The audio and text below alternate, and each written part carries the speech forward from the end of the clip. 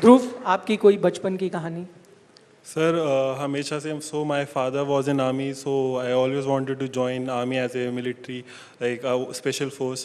तो ये था बचपन से। So I was just preparing for NDA.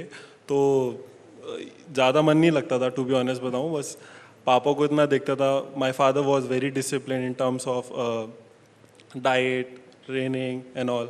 तो मैंने उनसे उनसे बहुत कुछ सीखा, क्योंकि सुबह वो जाते थे 5 बजे, शाम को आते थे। तो डिसिप्लिन बचपन से ही था।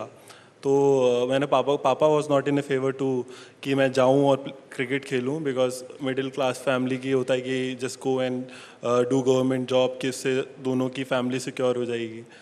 तो मैंने पापा को बिना बताए मैं क्रिकेट स्टार्ट करी, थोड़ा खेलने लगा।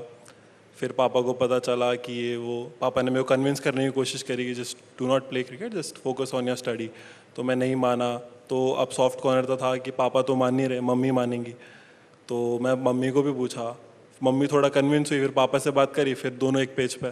तो मैं करूँ तो करूँ क्या अब। तो मैं मैच खेलने लगा। तो पापा को बोला कि पापा मेरे को बैट चाहिए। तो पापा ने समाओ करके वो स्लॉगर बैट था एक कश्मीर विलो का, वो कैसे करना कैसे दिलाया। फिर मेरे को किट चाहिए थी। तो वो किट आती थी शायद 5-6 हज़ार की आती होगी। तो पापा को बोला, पापा ने बोले इतने सारे रुपए मेरे पास नहीं है, तो क्रिकेट छोड़ दे। तो मैंने बाथरूम में नहाता नहाता बोला कि अगर तुमने क्रिकेट किट नहीं दिलाई तो मैं घर छोड़ के चले जाऊँगा। तो मम्मी ने सुन लिया, सारी मम्मियाँ ऐसी होती हैं। तो बोले कोई बात नहीं, मेरे पे एक गोल्ड चेन रखी है, वो बेच दो और इसके लिए किट ला दो। तो जब टू बी ऑनेस्ट सर, जब इतना रियलाइज़ नहीं हुआ मेरे को कि मम्मी ने इतना बड़ा सेक्रीफाइस किया, थोड़ा मैं क्रिकेट खेला ये वो, तो मेरे को रियलाइज़ हुआ कि बहुत बड़ा सेक्रीफाइस किया है। तो मैं 16-19 शायद खेला था। तो मैंने मम्मी को प्रॉमिस किया था कि जब भी मेरी कोई अच्छी अर्निंग आएगी तो मैं आपको गोल्ड के सामान दिलाऊंगा। तो वो लास्ट ईयर मैंने मम्मी के लिए किया। Wow, mom sold that gold chain to sponsor his first kid.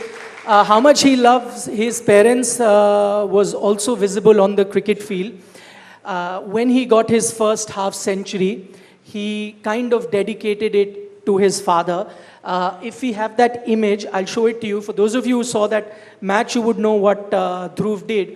But he saluted his father when he got to his first half century. You know, luckily enough, that's it. That was his salute to his father, who's a Kargil war veteran.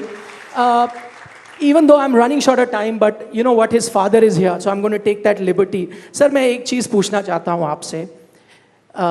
इन्होंने तो salute कर दिया आपके लिए, लेकिन फौज में एक ट्रेडिशन होता है ना, जब कोई सलूट करता है तो सलूट वापस करना होता है।